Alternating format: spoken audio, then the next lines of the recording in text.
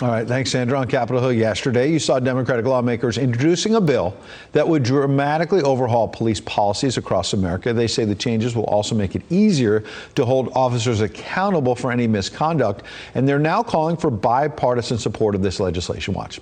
We're going to vote on it, and I'm confident it's going to pass the House. But sadly, I'm not confident that a body that has not been able to pass the Emmett Till lynching bill will pass this bill. Wyoming Senator John Barrasso is chair of the Senate Republican Conference. He joins us now. Senator, good morning. Thank you, Ed. How do you answer Steny Hoyer there? There's a lot of controversy right now about that specific bill that would make lynching a federal crime. Will you pledge this morning that you and other Senate Republicans, you're a key member of your party, that you're going to finally make lynching a federal crime? Well, that's actually passed the Senate already, Ed, and all the House has to do is pick up and pass what we have done and passed in the Senate and send it to the president, and it would be signed. But let me just say, with the funeral coming up within the next hour, what happened to George Floyd should never happen to anyone at all in America, ever. Not equal justice under the law. Members all across the country are listening. They've seen the video. They're paying attention. People in Wyoming have met and marched and done it in large numbers and peacefully. We need a bipartisan solution, something that is lasting and will make we could even name it the George Floyd Act. But I will tell you, Ed, when I hear this call by Democrats all across the country to defund the police, to me, that is dangerous. That is inviting crime without punishment. The police have a vital role as public servants, lots of responsibility to provide safety and security.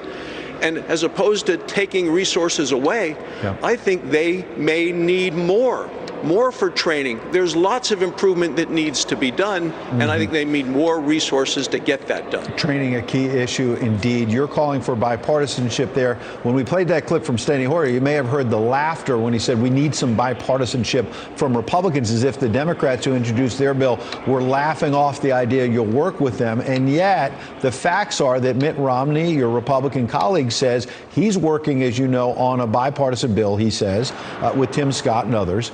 And he says he can't believe the Democrats in the House did not reach out to him and other Republicans. He said it's a partisan document. I pressed a Democrat, Alyssa Slotkin, on that point. Here's her response, and I'll give you a chance to weigh in. Watch.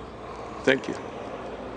I can't speak for the Senate, but for the House, I know that there was outreach. And I think that that's important. I'm a big believer that if we're going to get something passed and signed into law, which is, I think, what the moment is calling for, it does have to be bipartisan. So if I'm glad to hear that Republicans want into this bill. That's a good thing. Let's get to the table and negotiate. One of the things that struck me is that she was learning, essentially, in the interview. I'm glad to hear that Republicans want to work with us. Mitt Romney says, look, I've had this stuff out here. I want to work with them. I can't believe I didn't get a call. So how can Democrats come forward with this bill, say they want bipartisanship, and not pick up the phone?